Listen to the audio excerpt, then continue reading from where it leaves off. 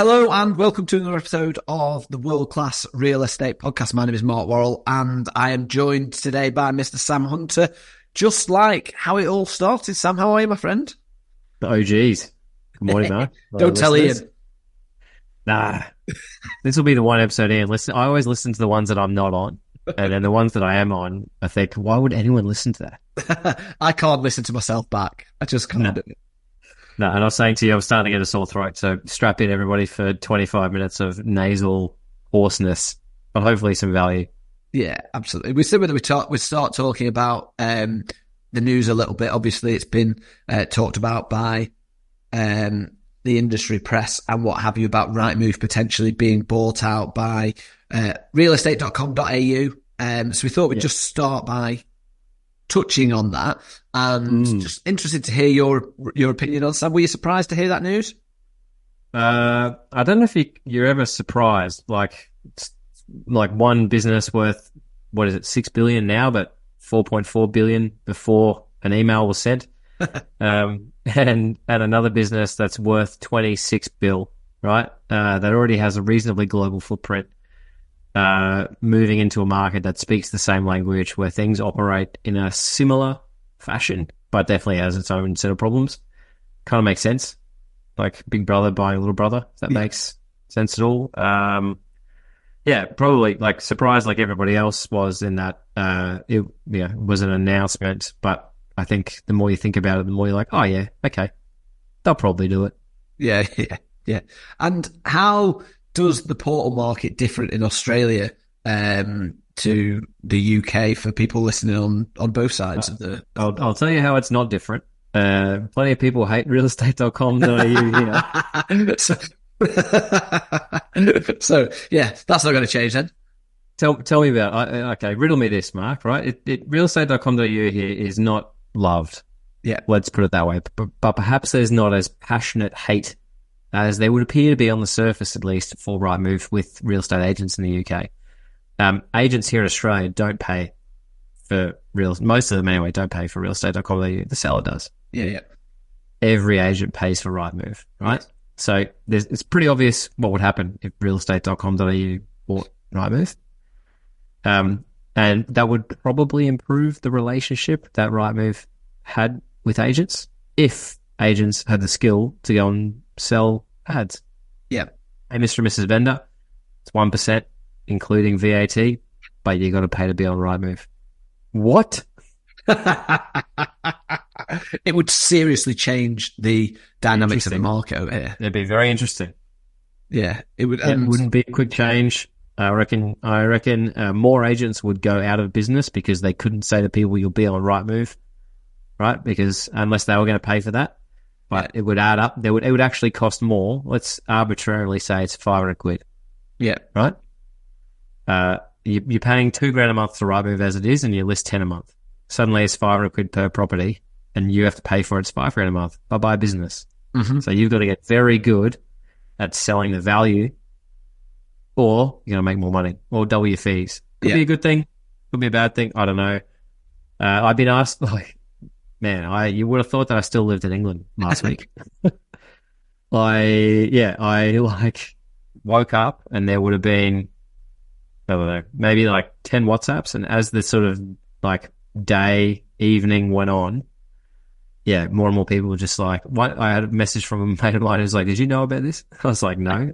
And then I had a message from another mate. Because you live in Australia, you must know about it. I introduced a bloke that used to work for realestate.com to a couple of people over in the UK, and they were like, is that what he was here doing? And I was like, no, mate, definitely not. It's cool. It's nice that people in England still think of me. I love it. My ego was fettered, so thank you very much. I think will it happen? Maybe. I don't know. Seems like 4.4 bill was pretty cheap a week ago. And I think from that perspective, putting agents worried about it, you've got to be open to change, you've got to be open to adapt. And I think that's going to be the biggest thing about whatever happens with Rightmove moving forward. Agents probably can't moan too much because as a general consensus, you say there's a lot of, dislike for Rightmove. I think they go about the business a certain way, and that's probably what hasn't endeared them to agents. But as a tool for estate agents, they do a very good job, in my opinion. I And if 100%, you wouldn't operate. And I know there are agents out there that do operate without Rightmove, but if I was opening up Sam Hunter estate agents in Milton Keynes, Mr. Gates, Rightmove would be my first subscription. Yeah, absolutely. And I completely agree. It would be mine as well. We've got an agent locally who came off Rightmove recently, and one of my team members is always saying, "Oh, they're doing this, they're doing that," and like a few like questionable tactics, you might say. And I just said, well, in my opinion, rightly or wrongly, that's a ticking time bomb, because you might have a database when you start, but slowly but surely that database will dwindle, because as far as I'm concerned, the consumer wants to see all of the properties that are on the market in one place. They don't want to jump onto 3 different portals, 5 different agent websites and spend hours trawling. They want to go to one place, see all the properties, choose the ones that they like and make an inquiry. And that's why I think Rightmove wins the day. And if that service can be further improved, then I think bring it on. We can't stop it. So let's get involved. And I think, if the powers that be at REA listen to this podcast, which obviously they do, being the number 1 real estate podcast in the UK, exactly. I thank you, Ian McBeth, for raising the bar and getting us there. I would, as you're listening to this, what an opportunity if the deal does happen, right? And whether it's sooner or later, what an opportunity to affect real meaningful change. If I'm listening to this and I'm an agent and something like that does happen, it's a clean slate. Right? Voice what you want to see. Hopefully they've gainfully employed some very intelligent people to listen and make some real meaningful change. Rightmove changed CEOs, 4 or 5 years ago now? And it was just more of the same. And that was an opportunity for them to pivot, to listen, to do what On the Market has done really well in terms of build a groundswell of momentum. Haven't executed on their strategy at all, even with deep pockets, right? And that's because Rightmove's position is just so well cemented. Yes. Which is why REA's gone, we'll buy the number 1. Yeah, rather than someone will come along and go, we'll buy the number 1, right? Ingrain that further. Goodbye, duopoly. It's just going to be a monopoly. But what an opportunity to get it right. It is all about meaningful change. And that goes on both sides of the fence. And I think they missed that opportunity once when they changed leadership. So if they're going to change ownership, it gives them the chance to do it again. They missed a massive opportunity on that in lockdown as well, didn't they? I think that probably created a very big, you mentioned groundswell on the market, that created a very big groundswell of hatred towards Rightmove. But, they did the exact opposite. They were like, who can we piss off in 60 minutes? Everybody. Yeah, absolutely. So my opinion on it is, we can't control it, so don't worry about it. Just be adaptive to change, and let's move the business forward. How many estate agents say we want to be more like the Australian real estate market all of the time? Maybe it's time that we took no problems here, mate. Yeah, well, exactly. We talked about that in the past, haven't we? Nothing's perfect. You've got to make the best of what you've got. So it'd be really interesting to see how that develops. And maybe you could get your contact on the pod to talk about it. He'd be up for it. I reckon, I'll call Steve and I'll ask him. See what he knows. I imagine they probably won't be talking about it too much at the moment, but maybe in the future we'll try and get them on. Certainly, sure. well worth a shout, Mr. Sam Hunter, the deal maker. Right, I wanted to talk a little bit, moving on from that news topic into habits and creating good habits within the business. So, like you, I've read James Clear, Atomic Habits, and I think a set of good habits create a really good routine, and routine effectively builds consistency. And as we know, consistency is key to achieving anything that you really want. We've done this consistently, and I think one of the reasons is it's in the diary, 7:30. It's moved forward. We'll be getting earlier. I don't know why that's happened, but I think that's something to do. Can we keep it early when the clocks go back? It's gonna be late. 6. No, I'm not going to the gym at 5. So that actually references my habit on a Tuesday is gym at 6 in here. 7:30. We then record before we start, and Tuesdays are still my favorite day of the week for generating energy. This starts the day really well, and that's a number of good habits put in, into play. However, I got injured in the gym a few weeks ago, and I've missed my gym routine, and that has really affected me. Not so much in work, I don't think, although I might see the difference now getting back into a good routine, but in my everyday life. So the power of a routine for me is gym in the morning, healthy eating, throughout the day, logging my meals, making progress with, fitness goals. And that creates energy that then, I think this job is a lot about energy. So that then falls through. However, because I've not been able to go to the gym, my eating's been completely off. My routine's been completely shot. And I started going back to the gym last week, and I've been again this morning. I couldn't tell you how much better I feel for falling back into a good, healthy routine. So how important do you think it is, not just in real estate, but in life, to have those habits that you can stack into a good routine?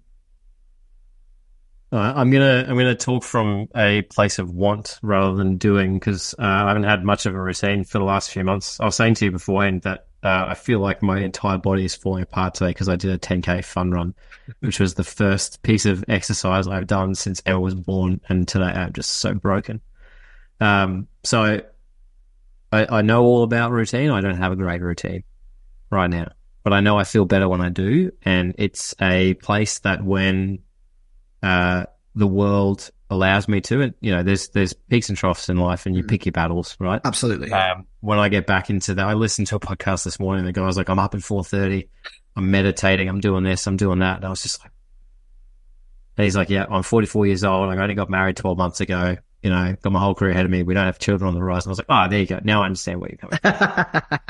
And there are some times that you've got to accept that the routine goes out the window, like having a newborn. 100%. I actually, there's a guy that I admire, that I follow on Instagram. His Instagram is The Martin Method, and he's this dad that when I started following him like 4 years ago was just a normal looking dude. And he had 2 kettlebells, and he works out in his backyard when he's got 10 minutes or 15 minutes, but he does it non-negotiable every day. The guy 4 years later is shredded, like absolutely shredded. And he's just self-taught, done his thing because he's remained consistent, right? And he's done it around kids. There's been periods where like he's got 3 little girls, and when kids are born, he's like, "I'm not doing much today. If I can go and swing kettlebell for 5 minutes, I'll do that," right? So you don't have to have a perfect routine to have one. And there's probably, and I think I spoke about this when I did that horrendous solo podcast like 4 weeks ago. It's like pick 3 things and do those. And if you can do those 3 things, you can feel proud of your accomplishments. Yeah. Now, there might be 3 things relating to fitness, work, family, friends, personal growth, whatever it might be. But there's probably not going to be time in a busy schedule, particularly if you have other things other than being a real estate agent, that you can do more than. Certainly you won't have the curated morning routine where from 4:30 to 9:30 in the morning you're doing wellness, gym, exercise, this, that, the other, whatever, and then I'm rolling into the office. Yeah, well, I want to come back to that 3 things actually in a moment, but like you say, there are times where your routine goes out the window. The podcast that I was listening to was talking about the power of having a morning and also an evening routine, having a sleep routine, and that's something that I don't do. My time to bed is not bad, but it changes depending on whether I'm in the gym at 6 or 7 in the morning. And I think that's probably something that everybody can take, how important it is to get the right sleep, to have a habit of actually, it's the blue light thing, turn your phone off but have whatever routine works for you in the morning as well as in the evening, at times when you can do that. And then that routine also comes into work. So you mentioned there 3 things, and I'm trying something in our business at the moment where I'm trying to get more in the habit and trying to get the team in the habit of focusing on our prospecting of basically 3 things. And I think these 3 things, if you do this on a weekly basis and you sit down with yourself at the end of every week and you phoned all the people in these 3 buckets, I think you'll have a successful business. Because really, real estate is about chasing the people that you've been to see for evaluation as not necessarily, not in any order to be fair, but one bucket. So new business, chasing people that you've been to, for evaluation, chasing hot buyers, as you would describe them, people who are in the market looking. They might also have something to sell potentially, which can lead into the first bucket, and then speaking to your current vendors as well. And actually, if you simplify it and you can build your weekly routine around those 3 buckets, I think if you speak to people in those three buckets every single week, then you'll build a successful business. And that's something that we're trialing at MovieWorks, just to get everyone in the mindset of, sometimes it can be a bit overfacing in agency. You might have, 5,000 people in your database and think you've got to make all of these calls, but actually you could probably make a list of, probably not even 100 people. Within those three buckets, you're probably talking 60, 70 people for most agents, depending on the volume of your business. Sure. Then you speak to those 60, 70 people every single week. You talk about it, your life will change in 90 days, I imagine. It's interesting you're talking about chasing all those people. It's just communicating with all those people. Yeah. Right? Better way of framing it, in my view anyway, simply because no one likes to chase anyone, and most of the time people don't like being chased. Yeah. But if you can offer them value add, relevant, timely, consistent communication, then it positions you as the person that they should call when they feel like they're ready. I was having a chat with a very good real estate agent here, and he was explaining to me, and so he's been doing this for just over 10 years. And he was like, for the first 5 years, I found a buyer, right? He's like, buyers are everywhere. Yeah. And all I would do is try and match that buyer to a property on market, off market, with another agent. Didn't matter, right? He's like, I needed a reason to pick up my telephone and drain my battery. Yeah. That buyer was that reason. Nobody knew me. I didn't have enough houses to call people and say, hey, I've just sold this one for whatever it is. Yeah. I was building an attraction business, and the way of doing that was calling people saying, hey, Mark, Chase and Rachel have just sold their house. They are looking in this suburb for this price for a house exactly like yours. Can they see your house? Yeah. And that's it. And he's like, I'd make those phone calls every single day till my phone ran out of battery. Then I'd go home. Some days it was 11 a.m. Other days it'd be 7 p.m. But that's the way that I did it. And he's probably top 5 agents in Brisbane now, right? 10 years later. But that's what he did for 5 years. So there's work in this, right? And he made good money in those 5 years, Absolutely. right? While he was building his profile. It wasn't like he was on struggle street, but he was connecting. He was looking for the deal. He was communicating, chasing sellers, chasing buyers, right? Doing all the things you've just talked about, but having a reason to do all that stuff. So many real estate agents get to work, open up their computer and read an email. Yeah. And wonder why they're not busy. I do not subscribe to, the phone running dead mentality. I think you can probably work a little bit smarter than that these days as well. But you got to put in the work. You will only be rewarded if you do the work first for what you put out into the world for anything to come back to you. So you got to be proactive, and it's got to be that first. Your routine is get to the office, and before you turn your computer on or check an email, make 20 phone calls. Yeah. And if that's a scary number, send 20 text messages. To all your sellers, to all your buyers, and to everyone else. There's your 60 people. Yeah, exactly. And that's the thing about being more proactive than reactive, I think. And that probably scares a lot of estate agents. Well, what if I miss something on the email? What if I've missed a viewing request or whatever it might be on email? I know that's certainly one of the challenges that we have in our business, this obsession with reacting before we're proacting. And ultimately, when you start reacting first, you never get around to the proactive stuff. And that's the big problem, I think. That's why, getting it done at the start of the day is the power. And I think coming back to that, getting into the routine to get it done at the start of the day, and then that then builds the consistency that makes a difference. And you said, send a text message. I would argue that picking up the phone is much more effective. And as you said, having the viewpoint that you're communicating and building relationships rather than chasing, that was a really good point. The power of language is so important, isn't it? But you're communicating, building relationships as a first thing in the morning, then you're able to react to the incoming stuff. And I think that's just, like you said, a text message isn't ideal. A phone call is better, but done beats perfect. Get it done. And actually, a text message gives you almost the permission to make a call. So in our business, like when we're talking particularly to real estate agents, because they've got a view on what a buyer's agent is, and they hate us, right? They're just like wasting time, right? And our job is to genuinely destroy that perception. Right? And so if we know what our list looks like that day of the people that we want to talk to on behalf of our clients to get them a result, we text them all ideally before 8 a.m. but always before 9. Yeah. And it's, hey, it's Sam, hey, it's Chase from Happy Buyers Club, right? You're like, we've got a client looking for this in this suburb. We know you're going to have someone in your database. I'm going to give you a call today, probably around 10 o'clock. If there's a better time, let me know. Otherwise, talk to you then. Yeah. Right? And you either get no reply, so you ring at 10 o'clock, or you get a reply that's like, try me at 11. Yeah.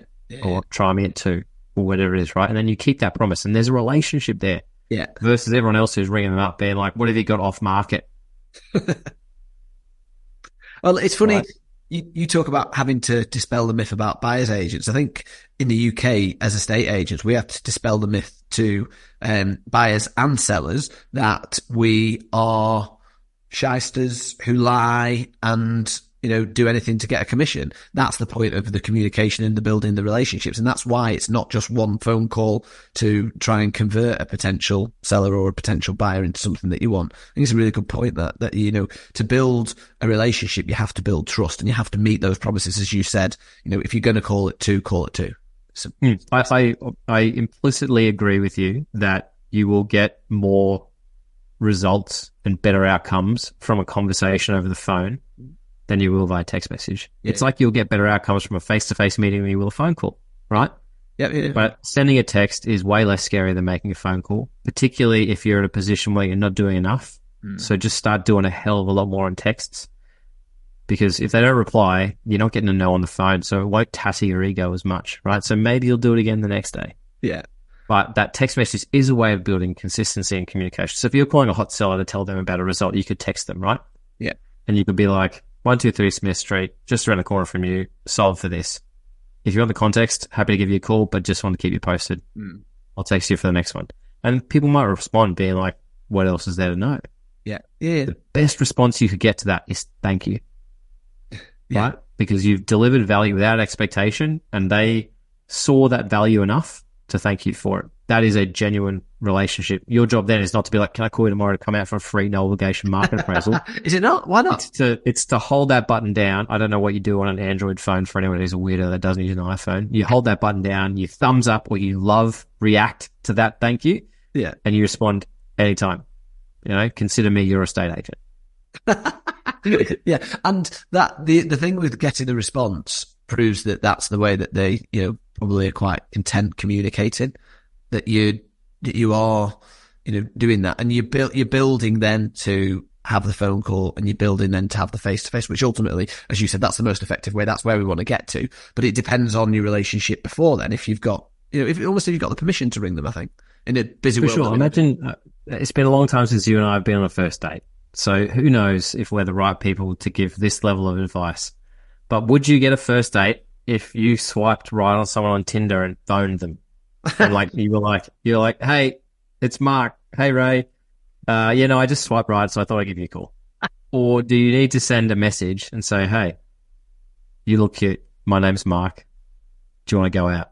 Right? Or what's your favorite color? What's your favorite? However people date these days, there are levels to communication. There are levels to relationship. If you're not doing anything, start with something that's easy and see the response that you get from it, and work on naturally growing that through. Yeah. Ideally, within 90 days, you've got 20 people to actually phone every day because they've engaged with you for the previous 90, rather than picking up the phone for the first time in 12 months and calling a list of people who have no idea who you are. And we'll look at a random number coming through and be like, oh, that's going to be a spam call. Yeah. I think it's a really good point. I can tell that you've not been on a first date for a while, but I've also not. Man, scary shit. Yeah, I've no idea how to deal with that any differently than what you said. I don't even know if Tinder's still a thing, to be perfectly honest with you. But anyway, we digress. I hope that was useful for people. I think the realestate.com.au conversation is really interesting. I certainly feel better for getting back into routine and building habits, and I'm really excited to have this plan of communication, because I think it's very, very simple when we talk about those 3 buckets. It's really easy, like I say, to get a bit overfaced with how many potential clients you've got in your database. If you just make those 3 lists, call them every week, I think that's going to make a massive difference. Agreed.